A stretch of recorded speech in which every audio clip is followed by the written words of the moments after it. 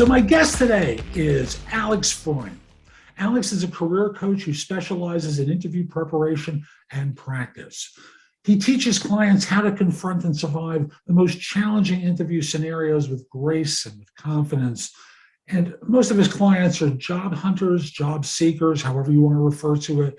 But he also helps those who are considering a career or position change. Alex, welcome. How the heck are you? Doing terrific. Thank you very much for inviting me. Now, I have experience with you. You know why? Because you already interviewed me once for your radio show. So now this should be much, much easier. I'll simply say yes. It was quite a few years ago. I didn't have hair then either. And I'll simply say you did a great job talking about negotiating. Now we're focusing on your real specialty, which is around interview coaching. So how did you become an interview coach? Like what made you decide to specialize in that area? Jeff, that's a good question. 15 years ago or so, I found myself in transition. And I like helping people because I know when I help people, they help me. And I, based on what my friends and people that know me, their suggestion was, Alex, you need to become a career coach. And I was a kind of taken back. Wait a second, I used to get big paychecks. What are you talking about? And so finally I said, okay, if that's my destiny, I'm happy to become a career coach. But early on, I realized that there are lots of career coaches, but there aren't too many people that are preparing or helping people in their interview preparation. Under the umbrella career coach, there are several verticals. There are people that do resumes, LinkedIn profile. There are people that help you define what the rest of your life should be. And then there is here in the corner, interview preparation coaches. So out of these three, and I'm sure there might be more, I decided to specialize in this. And Jeff, I have to tell you, the more I narrowed my scope, the more clients I got. Not only that, I became better at it. You know, if you do something repetitively, you know what to leave out, you know what sells, you know what draws a smile on people's face. So, you know, you really perfect what you want to do. So I became an interview coach. Thank God. People need interviews. I help them. There is no shortage of clients, I can tell you that. Agreed. And I know you know that I do a lot of work around interview coaching as well. So I'll simply say, because I don't think I said this to you before, if we disagree about something, it's okay. It's good that the audience hears a difference of opinion. Right. So, you know, what's the best way to prepare for an interview? Well, there are several ways to prepare, and I'll tell you what is the best way to prepare. The best way to prepare is to work someone qualified that can give you instant feedback. I always say to my clients, please don't take a chair to the bathroom and start talking to yourself. This will not improve your interview skills. What you need to face someone that can give you honest, straight talk feedback. And let me give you an example. A year ago, I received a phone call from somebody. Hi, Alex. Hi, my name is so-and-so. I live in Chicago. I have a PhD. I am in pharma. Alex, I had 6 interviews, no job offer. Alex, what do you think is the problem? So, of course, I don't know the individual. And I said, look, I don't know you, but here is what I can tell you. You went to your first interview. Evidently, you didn't do very well because they didn't make you an offer. Lucky for you, you went to the second interview. It's very likely you just perpetuated what didn't work for the first time. Well, it didn't work for the second time, third time. You went through 6 times. It's possible that you did something wrong 1, 2, 3, 4, 5, 6 times. The best way to prepare is when you are practicing and somebody tells you when you're good and somebody shows you what are better ways to do it. And you go to the next question, the next question, the next question. I'm sure you'll become better with some practice. And as you know, the skills needed to find a job are different than those needed to do a job. And most people go on their interviews and they think that if they recite a bunch of facts about their background and experience, that's enough to get hired. And we both know it isn't, because they're competing with other people who are as competent as they, because the employer does know how to read a resume. Very few instances where they make a mistake and invite someone to an interview who isn't qualified. So why do they choose one person versus another? Well, the answer is very simple. And again, look, I've been doing this interview preparation for 15 years, but prior to that, for over 3 decades, I was a hiring manager. Typically, my career spans major employers. I always supervised many departments and big departments. So the outcome of that was that I interviewed very often.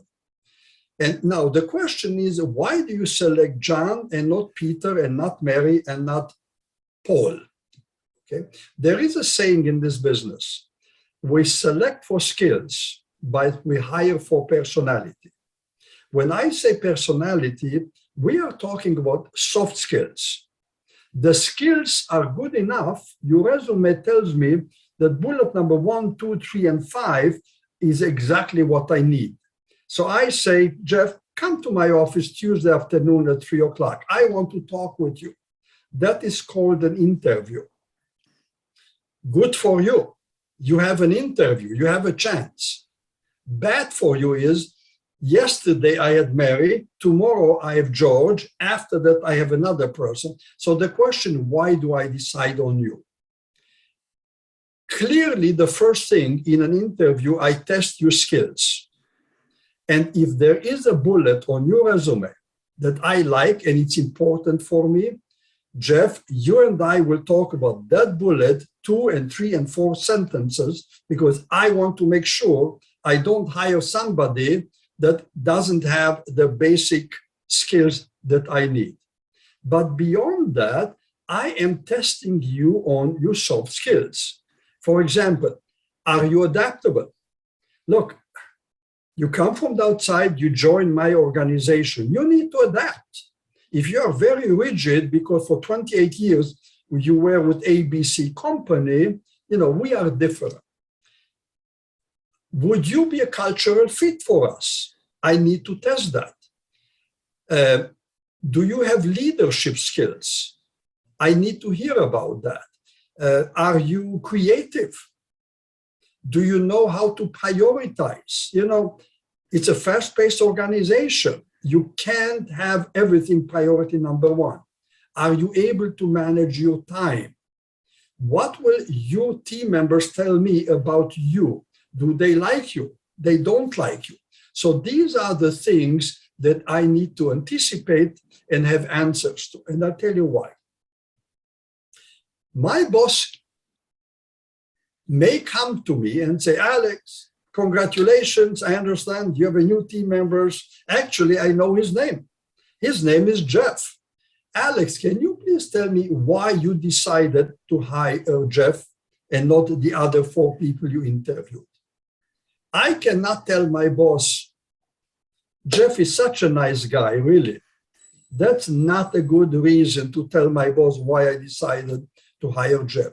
I need to tell my boss that I hired Jeff because A and B and C and D. I have to give reasons to my boss why I decided to hire you and not somebody else.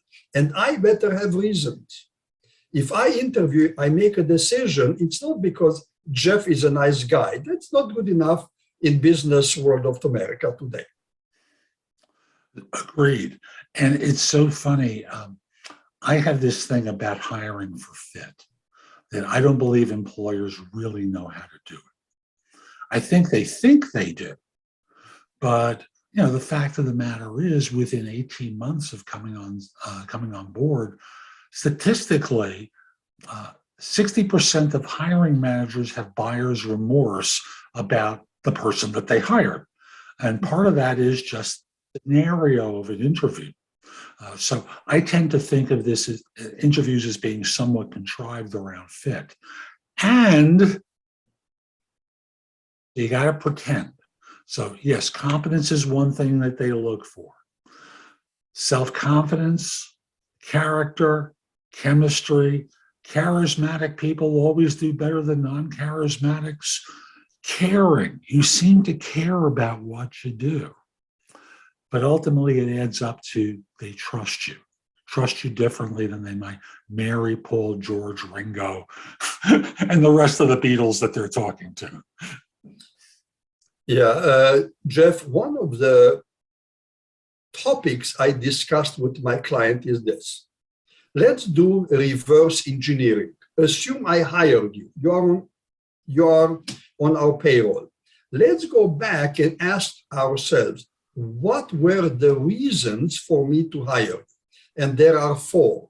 Number 1, skills. I talked about skills. Number 1 is skills. The number 2 is trust, honesty, integrity. Let me remind you, Jeff, I have many other applicants. If I don't trust you, if you're not genuine, you are not going to be a part of my team. The third item is the likability factor. I don't need to fall in love with you during the interview, but I need to have enough chemistry developed in 1 hour that I feel comfortable having breakfast with you, having a meeting. Perhaps the CEO wants me to make a presentation on your topic, and I can say, Jeff, clear your calendar on Tuesday at 11 a.m. because you and I are going to see Michael. Michael is the CEO. So chemistry is number 3. And the 4th ingredient that is a must, I call third-party validation. Because if I say, Jeff, by the way, I live in New Jersey. I'm the best interview coach in the entire state of New Jersey. You are saying, Alex, you're full of yourself. I don't believe you. But if I say, Jeff, as you know, I live in the state of New Jersey, I have something very good to share with you. In the last 11 days, 3 of my clients happily told me that they got an offer. All of a sudden, now you change your opinion about me. If 11 days this guy prepared 3 people to get an offer, well, there are good chances that he's good at what he's doing. But when I said, Jeff, I'm wonderful, I'm fantastic, you just don't believe me.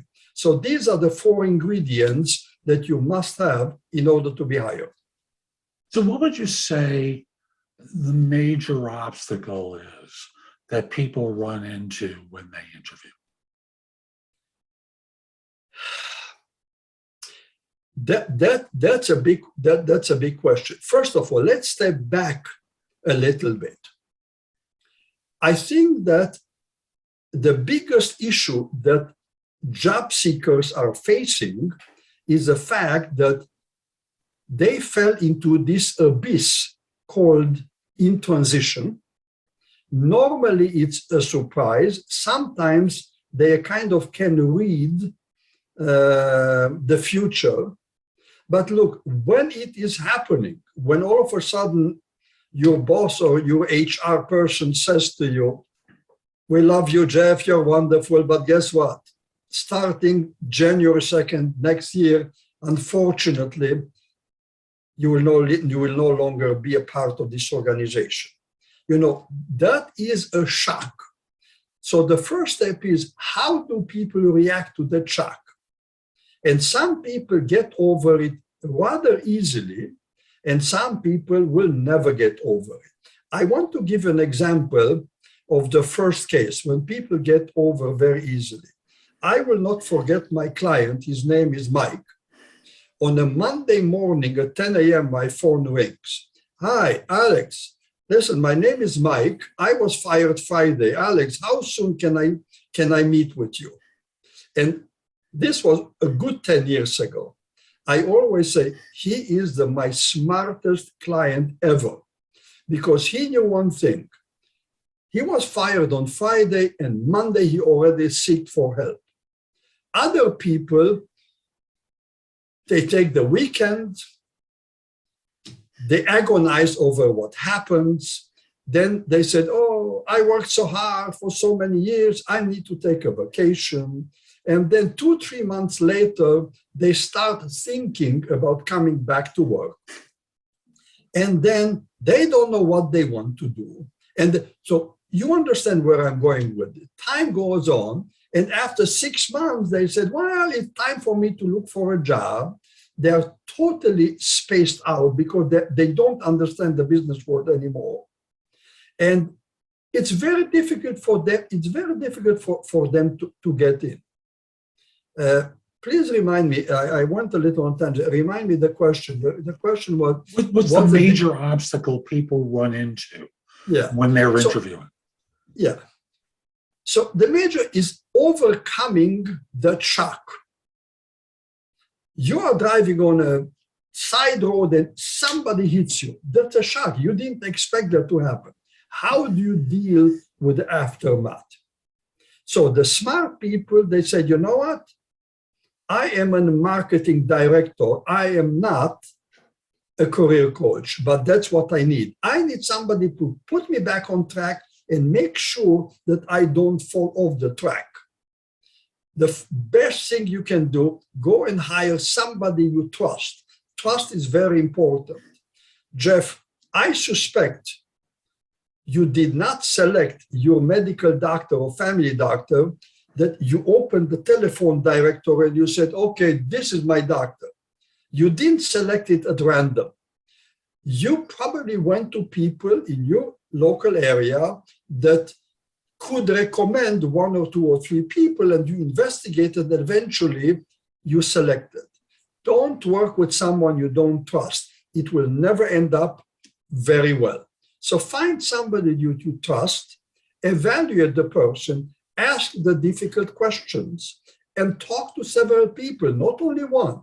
Talk to several people, see which one fits you. Because I may be the best interview coach for you, but when it comes to your cousin, I may not be a good person for that. So, you need to establish that chemistry and the trust. Once you trust it, work with someone. And Jeff, yes, it costs money. But just think about it. Yeah, just think about it.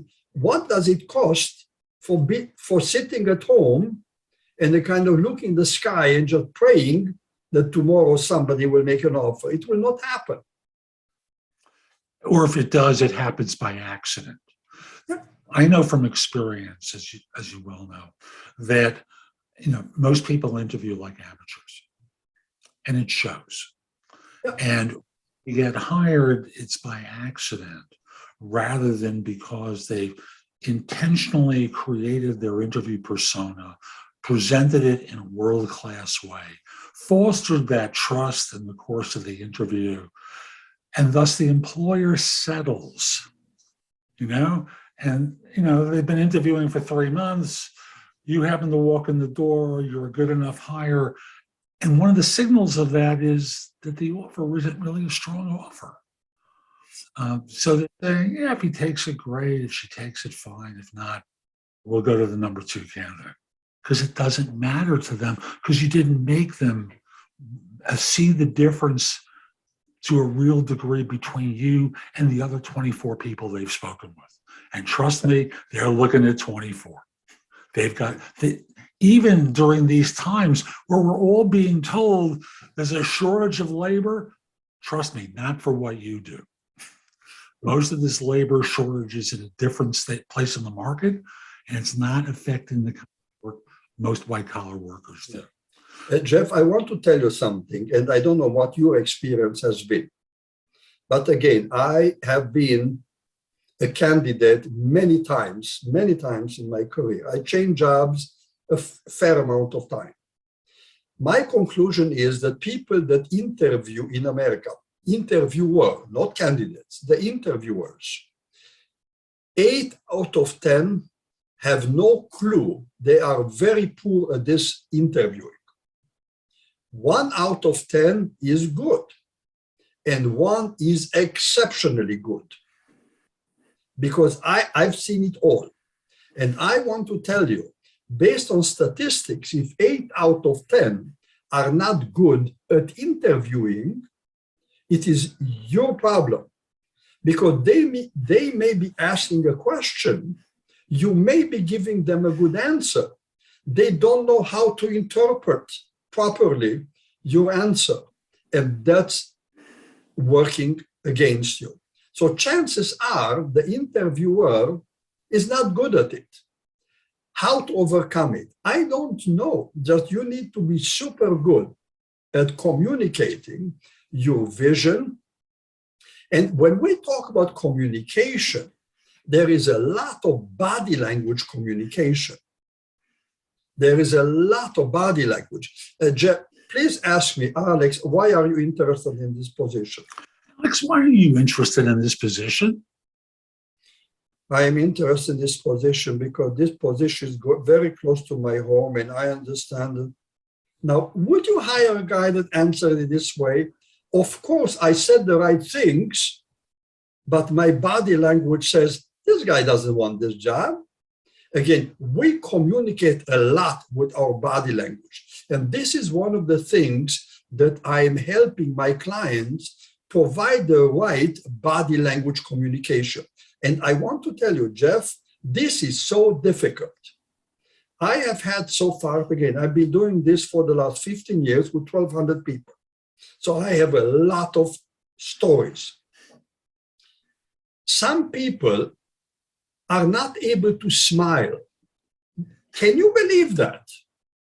Now, if I'm sitting like this, my body language is, clearly communicating, Jeff, I don't want to be here. Okay, you have no appetite to hire me. However, if I come closer to you and I smile and I talk to you and, I lean forward, my body language has to communicate and has to be in content and in context with what I'm saying. And you have to smile. If I say, I really would like to work for your company, your facial expression has to tell me that. Don't tell me you want to work for us. Show it to me. I want to see your body language. It's funny. You reminded me of a young woman I helped many, many years ago who was number one in her class at Wharton. And she had been on a boatload of interviews. No one had offered her a job. So a friend of mine asked me to sit down and talk with her. And I started off by just saying, tell me about yourself and what you've been doing professionally. Pretty standard question. And she gave me a robotic answer. And I went on a little bit further, and she gave me more answers that are right out of the recent grad playbook. And for a second, I said, did someone tell you were supposed to act professionally in an interview? Because it's not working. You're not giving people an emotional hook to connect with you. You're presenting a lot of facts, and the facts are great, but other people are doing the same thing. So why should they choose you? Because you were number one in your class in Wharton? It's a good reason, but how about the guy from the University of Chicago or Stanford or this school or that school?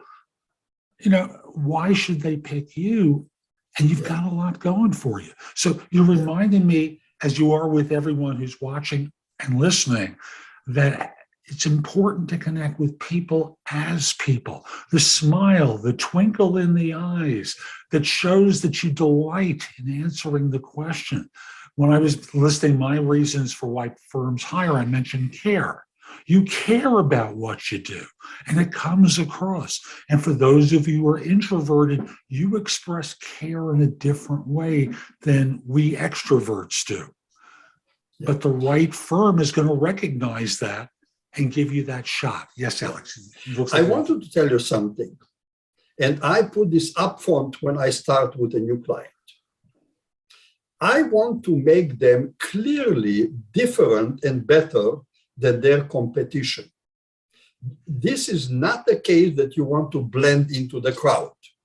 You want to be different and better. And you need to become memorable. And I have plenty of experience in hiring. After, let's say, I interview 5, 6 people, easily it can take a month, easily. So at the end of the month, I have on my desk 5 or 6 resumes. If I take your resume in my hand and I said, Jeff Altman, who is Jeff Altman? That means I don't remember anything about you. You were not memorable. At the end of the process, the hiring manager, decision maker, doesn't have an Excel sheet in his head.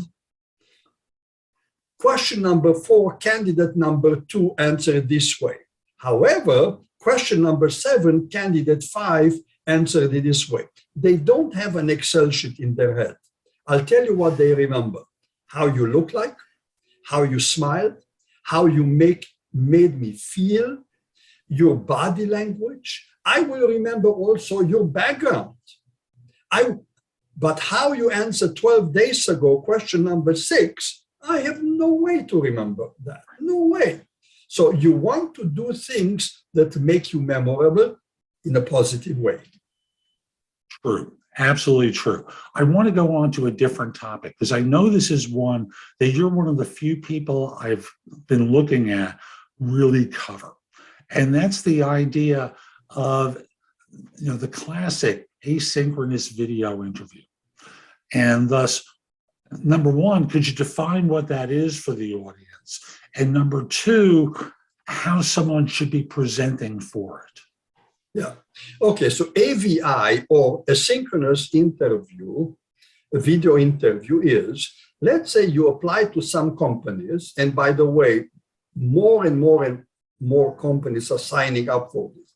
You apply for a company, and within a few seconds, you receive an automatic answer saying, "Dear Jeff, thank you very much for applying at ABC company. Here is a process.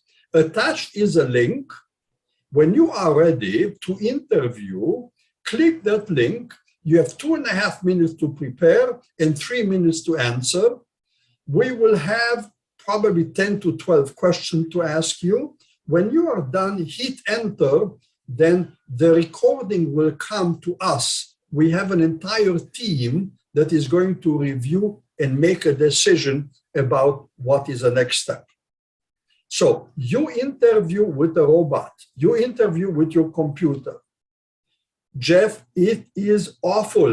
I tested it. I did it. I have a whole presentation on this. So I wanted to know what I'm talking about. I tested it.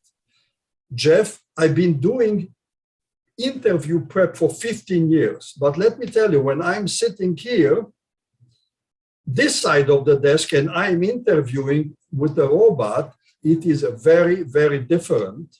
And allow me to extend that. It's awful because there is no introduction. There's no, how are you? How was your trip in? Would you care for a cup of coffee? There is nothing like that. You push the button, and 2 seconds later, there is a man or a woman that said, "Tell me about yourself." And you have 2.5 minutes to prepare, and they allow you 3 minutes to answer. After 3 minutes, you're cut off. Hopefully you're done. And then the next question, "Please tell me about your strength." And the same thing goes on. And this goes on for half an hour or whatever. You push the button and it goes, and you're no control over it. There's nobody to call. There is no warm-up here. It's not a two-way relationship. And what is happening at the other end, companies are applying AI to this. There is a lot of comparison. They compare you to their database, and they are evaluating you on smile, the use of filler word, content. They are evaluating you on a variety of things. For example, they evaluate your tone of voice. Are you happy? Are you angry? AI has the capability to do that. It's something new for us to learn. That's the future in America, and trust me, more and more companies will use it. I read during my preparation for this presentation that Walmart is doing 15,000 every day.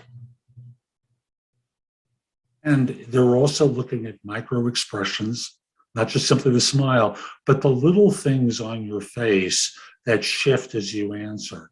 And all of this is compared with not just the database, but the database of people who've been successful in the client organization.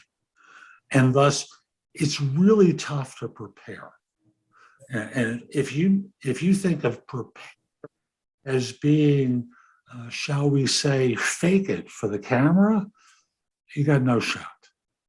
Right. If anything, what you should be doing is the best version of you, and let the chips fall where they may.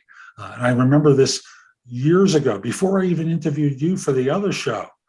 I had interviewed one of the founders of HireVue, and HireVue is a leader. Yeah, right. He explained how the system was working. It was amazing, and it's gotten even better. And I put better in quotes. All I can tell you, practice makes perfect. If you practice and you are aware of what are they looking for, you can start thinking, yes, I need to smile more. Yes, I need to look at the camera. Yes, I need to stop using yes, okay, all these are filler words. You will need to improve. And the only way you can improve is by practicing. These days is we're all on camera. And Zoom allows you, a free version of the product. So you can interview for 40 minutes with a friend of yours, have them observe your manner on camera. It may not be specific to that firm, but the idea is to get comfortable on camera. So that in this way, like I said, you're presenting your best version of yourself, so that if this firm decides, Alex Freund, nice guy, looks pretty good, seems to know his stuff, but just doesn't measure up on some attribute. In our methodology, you presented your best version of yourself. That's all that really matters. That's correct. We've been talking for a while now about a bunch of things, and want to make sure that we haven't missed anything that you consider important that an audience should know about interviewing. So what haven't I asked you about that as of yet? And we don't have to deal with any script. We don't have to, just whatever you think is important that we haven't covered yet. We never talked about when you are in transition, allow yourself to be vulnerable. Remember, you are an actor on stage on Broadway. It's a performance. And we are so self-conscious. God forbid to smile, God forbid. But the more you loosen up, the more natural you become. I work with clients, I told you that high-level IT people, high-level diploma, PhD, whatever, great. But they don't smile. And I said, look, I want to ask you a question. I don't know you very well. I worked with you for a while, so I got to know you. But tell me this, is this the behavior you exhibit when you're with your cousin, with your children, with your spouse? Oh, no, I'm funny. I am, Then why aren't you funny on my screen? Why aren't you the center of attention on my screen? Oh, Alex, this is an interview. You see, allow yourself to be natural. Allow yourself to be vulnerable. And then you become better. But we all have this constraint.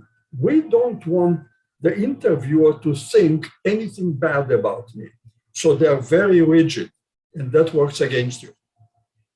That you don't want them to think anything bad about you, but they wind up thinking bad about you because you didn't give them a hook to connect with them.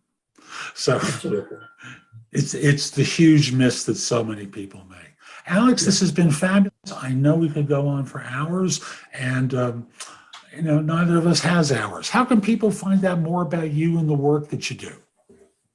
Oh, I'm not here to promote myself. But I want you to. Yeah, okay. Look, I have a website, www.landingexpert.com. I have a lot of information there. I talk about the process. I even help people. What are the questions you need to interview, hopefully, the coach that you'll be working with? I have a set of 10, 15 questions. Ask these questions, evaluate them. What other things? You know, my LinkedIn profile talks a lot about what other people think about me. I've given a very large number of recommendations, and other people have given me recommendations. I publish on LinkedIn. I'm very, very active on LinkedIn. Actually, I don't know, Jeff, do you know how many connections you can have on LinkedIn? What is the maximum first level connections? Visibly, it's 30,000. Now, these days with creator mode, you can have followers on top of that, but it's 30,000 first level connections.